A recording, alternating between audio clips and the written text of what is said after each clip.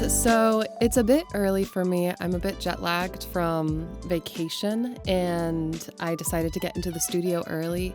And I had a very long question from someone in the comments, and I thought that this would be helpful for everyone to hear because these are things that I dealt with whenever I first got started as well. So I'll just jump right into it. The first question is there a way to remove sibilance? I'm having a lot of trouble with this, and it's not how I make the S sound, it's just how my mic picks it up.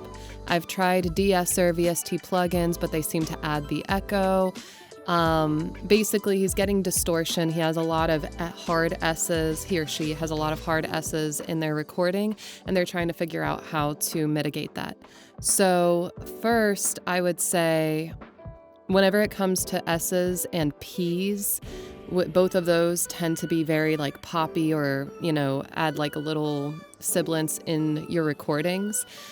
I always look at everything before it even enters the software to mitigate those issues. I personally never use a de-esser. I found over time that it just kind of distorts the quality of my recording. And if it's such an issue that I want to use a de-esser, then I want to mitigate that issue before I speak it into the microphone.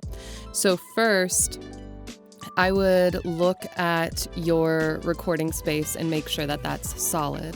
The first thing I would look at is the microphone, just because I know that there are microphones out there that aren't the greatest quality. And if you've never used a microphone before, you might not be able to recognize when the microphone isn't sufficient. So for example, I had, I think their name was Amcrest, a microphone company, send me a microphone that was really bad quality, and any noise I would make into the microphone would basically just blow out the mic.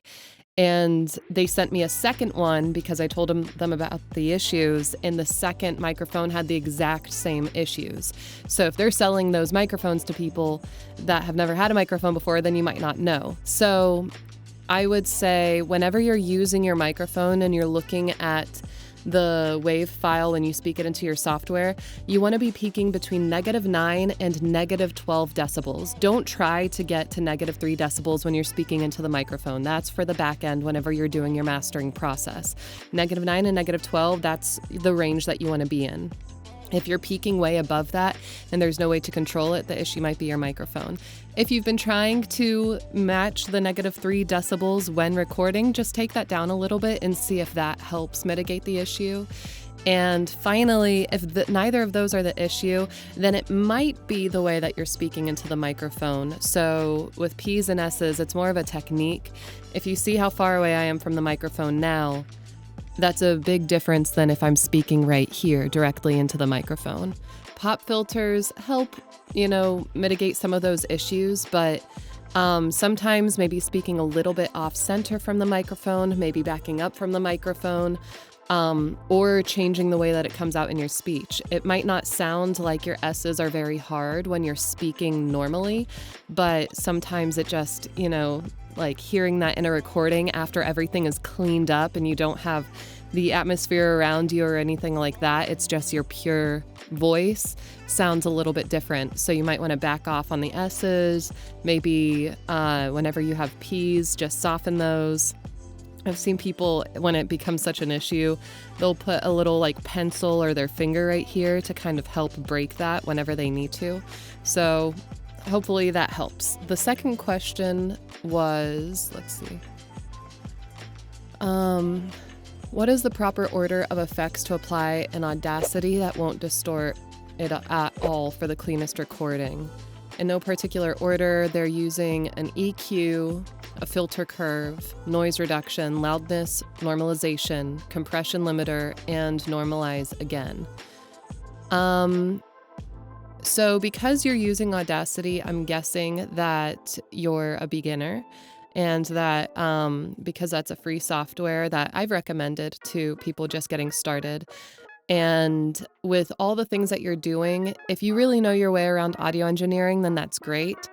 If you don't, then you've got to be wary about doing too much in your mastering process. If you don't really know exactly why you're doing something, then and you're doing a whole lot, then maybe try to back off of how much you're doing, because ideally you really want as clean a recording out of your microphone as possible. You want your mastering process to be focused more on highlighting the aspects of your voice that you want to highlight and polish up. You don't want to use the mastering process to fix issues in your raw recording so much. Like, you don't want your noise floor being so high that you're always trying to like tamper that down. You really want to handle those issues before you speak into the microphone, and then that mastering process is really focused more on the fine tuning with as opposed to issues. So for example, the loudness normalization, the compression, the limiter, and then a normalize again, all of those sound like perhaps you're getting into a redundancy issue of what you're addressing within the recording, and that might distort the overall quality by the time you get to the final stages of your mastering process. So if you don't know your way around audio engineering and you're really struggling, there's always going to be areas to look to invest in your business. And if you have a little extra capital from some recordings that you've done, or if you have a little extra capital to invest, then I would say it might be worth it to have an audio engineer make a preset designed for your voice and your space. I personally use Lenny B. I've done an interview with him on this channel that you might want to check out. He also has his own YouTube channel where he gives a lot of free information. And then I think he has like $15 educational courses if you don't have a lot of money to invest with him personally to make you a preset. But it's such an ease on my mind to have the presets that he's made for me designed specifically for my voice and my studio space. And I feel so confident in everything that I'm doing whenever I send them to clients that I can really just focus on my artistry when I'm recording, as opposed to worrying about the mastering process and whether it's up to par. And then finally, the third question was, I've seen so many people say the industry standard for normalization is -3 decibels, but whenever I normalize to that, the playback is so loud I have to turn down the volume on my interface to not blow out my eardrums, even when the audio is compressed. If it's going into the red and is really loud, is that normal for Audacity? Because I've seen so many people with their playback going into red and it sounds fine. I'm scared to send it to anyone because I feel like it would just blow out their eardrums.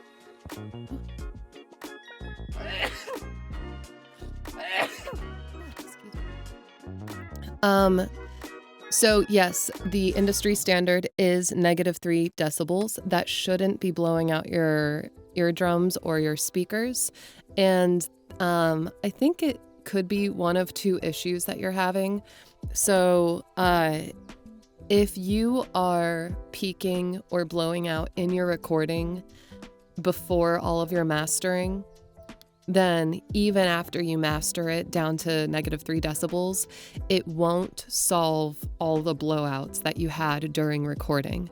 So what I mean is, when you are recording into your software, you're able to see on the meter where you're peaking at. And earlier I said that you want to be between -9 and -12 decibels.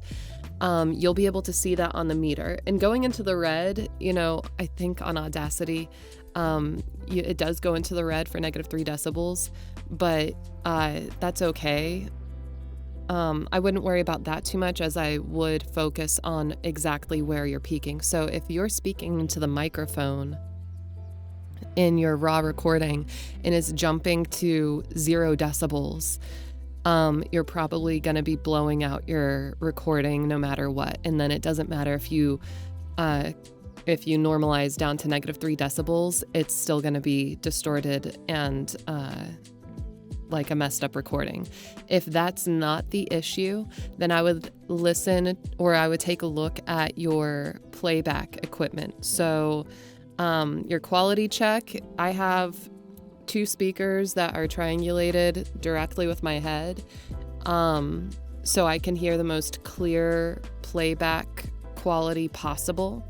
I also have, I think these are AKG headphones, really nice quality headphones. So everything I hear through my headphones is a solid quality. So I know that whenever I send my files to any client, they're not really going to beat what I have going on.